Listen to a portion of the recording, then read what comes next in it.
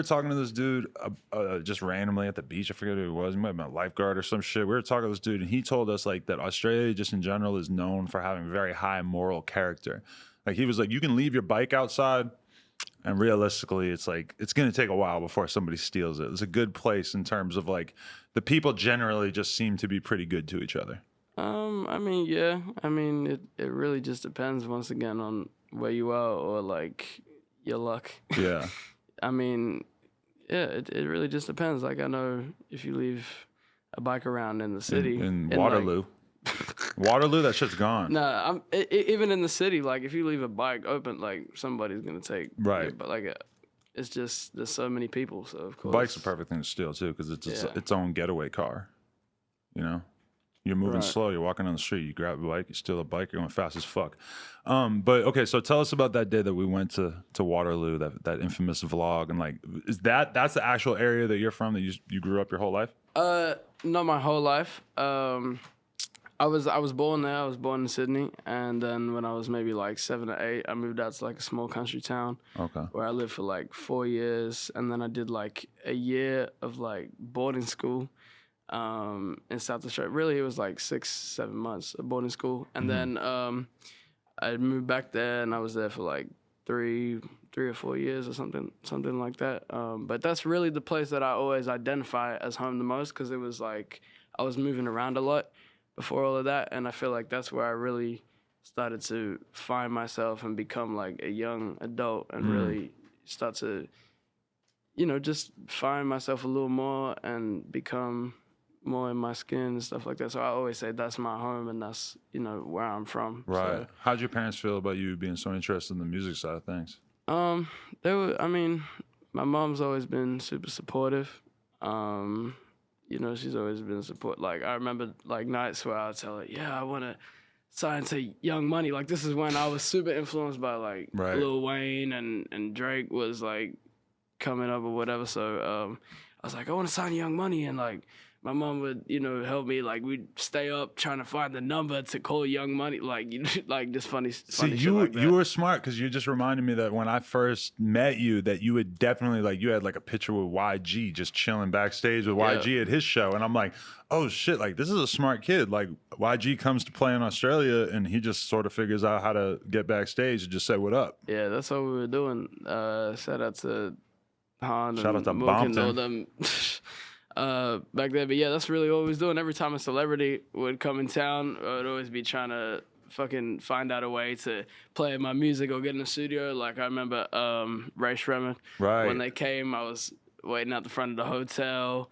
trying to find a way in, and then eventually, like a girl we knew was invited to one of the homies' hotels, and then we ended up going through like that because she cut on the music, and the room was like, these guys are from Australia, they're downstairs, and there was just some funny shit like that. We'd do like shit like that every time. Sending a girl as a mole up into the rapper's hotel room to play your music is the most fire shit I ever heard. If I was fucking with a chick and then she was just like, check out this dude that raps from around here, I'd be like, what? Yeah. How dare you? Yeah, no, 100%. That's smart though. But it works. So. Because you were just like getting your shit out in front of people at an early age without having to necessarily be weird about it, or like, because like responding to people's tweets and commenting your fucking SoundCloud link on people's shit, it's like that. Yeah, it's tough to make that work. Yeah, I never. You know what's crazy? I don't think I ever really did that.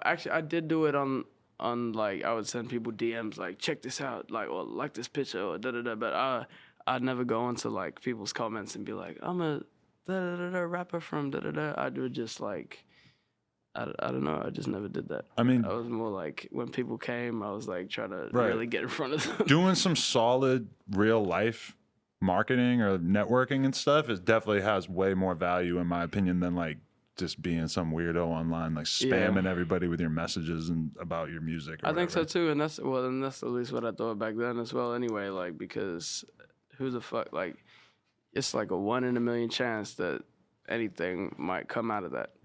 But there's 1 in 1,000 chance that you could meet a rapper and get a collab or whatever, you know what I'm saying? So, I mean, dudes are really just fucked up in the crib eating mac and cheese, and they don't got $20 for a bus ticket to go show somebody their music. Never mind, that DM is the only thing they could think to do. Yeah, like walking, taking public transport. We never used to pay to take the bus or the train. We used to jump the gates.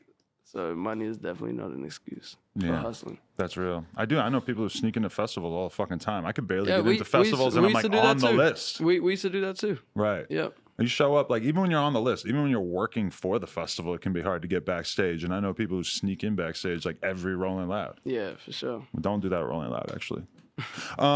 Okay, but so you started recording on your own and stuff. Like, how did you actually start the process of making music?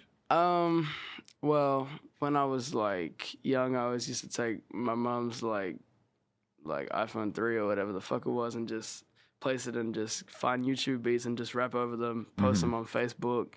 And, and then eventually one day when I was like 12, I posted a video and this guy locally in Sydney was like, oh, I have a studio, come through, like, you can use it for free whenever you want, like, we got producers here, da-da-da-da-da. And I guess because they were trying to start like a collective or like a, like just grow the scene in general in Australia because like I mentioned, there was no real scene in Australia. Like no one was, like there was a lot of people who I guess probably wanted to rap but was too scared or didn't. So I guess there was just a group of people who wanted to build. And if there's gonna be a scene, you have to have like a bunch of artists or at least a little bit popping, so that you can have good local shows and shit like that. And that's always what's hardest for a scene to even get to that point where there's like enough talent for like the fans to want to go to local shows and shit. For sure. 100%. For sure. So okay, so you link up with these dudes and then you start sort of recording and stuff. So it was like the engineer would just record me, and he wasn't even a proper engineer. He was just like a guy who just was like learning how to record. So I'd go through and just pick beats, YouTube beats, just go on them and just make songs, and then I would just post them to SoundCloud. And the guy ended up becoming, I guess, like kind of like a manager or whatever. So we were just just posting it and seeing what it would do. Then I entered like a radio competition. It was for like a radio in Australia. It was called Triple J. And I entered like a high school competition. It was like you just send in your music, and I guess it's like it's just like a competition. And then I got into like the top 5. So they called me and it was like a radio thing like, oh, you're in the top 5. Like, and I was just like, oh, everyone go follow my Instagram. And then I only had like 300 followers or 400 followers at the time. So then I got like 3,000 extra followers, and I was like, oh, yes, this is fucking sick. Right. So then I guess I just kept posting to SoundCloud, and just, it was cool. Like, it wasn't really popping or nothing like that, but it was like, people in Sydney, I guess, started to know about it. And then from there, I remember G Money. Shout out to G Money. So they started talking to you before you even really were, because like when I met you, you had like 100,000 on a couple, maybe 200,000 on a couple different videos, but you were already kind of talking to the team. We were talking like just like I remember he sent me a DM and was like, "Yo, you're fire," and we're just going back and forth, just on calls and stuff like that. But we never really was like getting serious like that until really after I met you in Australia. Like shortly after that, and it flew me out to America. It was my first time being in America. Yeah. So they flew me out to America, and then shit, I was just like, this is home. Yeah. So you come to America, and even as an Australian, that was your reaction? Is like, I just feel like I belong here? In terms of musically, for sure. Yeah, there's nothing really going on in Australia in terms of opportunities to do what I'm doing now, right? At all. And I think anyone would tell you that. Anyone would be dumb to tell you different. Were you nervous though making that move out there? Because it's kind of like you're talking to people online, they're saying that they want to help you with certain stuff, but you don't necessarily know if you're going to come out to America and if shit's really going to start happening, or if you're just going to... Yeah, but it was like, at that point, that was better than anything that I was doing. Right. It seemed like a better opportunity to anything that I was already doing. So it was like, why would I be so stupid as to miss out on that when, who knows, nothing could ever happen. Like, nothing could ever happen still, but how would you know if you never try or if you never take a crack at it. You know what I'm saying? So Definitely. Well, I did want to ask though, because I remember we were filming the vlog with you, and I think somebody put something on Snapchat because like a shitload of local Australian rappers like pulled up to the skate park when we were filming that video. Have you sort of like felt as if you get like a certain amount of hate from the sort of local people or the people who have been rapping longer than you, in terms of like, because you know you are coming out with like a much more melodic style than a lot of people who probably rap from Australia and stuff. Do you feel like you get blowback from that? For sure, especially at the start. I mean, there's a lot of people that probably still don't fuck with me, but at least they try to fuck with me because you know, like it's, you know, I guess stuff's working so far. Thank God. But yeah, definitely at the start, a lot of people, man, who the fuck is this kid? Like, the fuck, mumble rapping, auto tune, da da da da da da. Like, I mean, that's just how really Australia is, though. Why the fuck is he rapping in an American accent?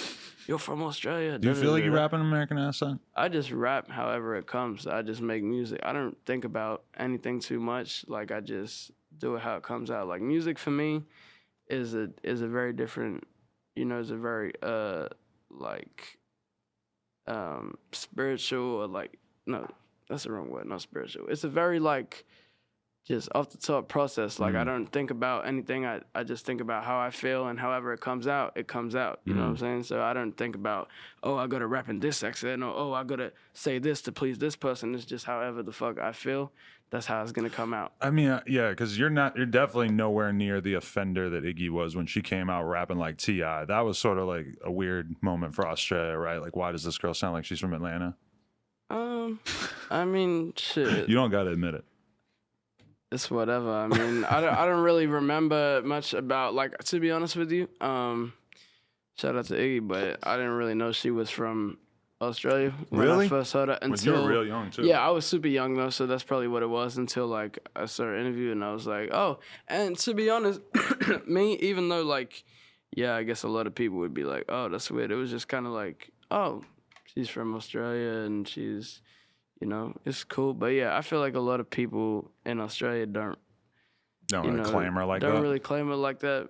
But you know, it's like, fuck, do you at the end of the day? She doesn't need, you know. It's easy for people to forget that she was like, people were treating her like she was the next Nicki Minaj when she first came out. Like she had a lot of hype, and then it was just sort of like a few weird Twitter arguments and like little beefs and shit, and then people kind of soured on her. But I mean, I'm gonna be honest with you, I still think that she's definitely still got a career. I mean, yeah, I don't really, to be honest with you, I don't really know much about her to really speak on her or the situation or whatever. But yeah, she's cool. I fuck with everyone. I give good vibes and positivity out to everyone, so I fuck with her.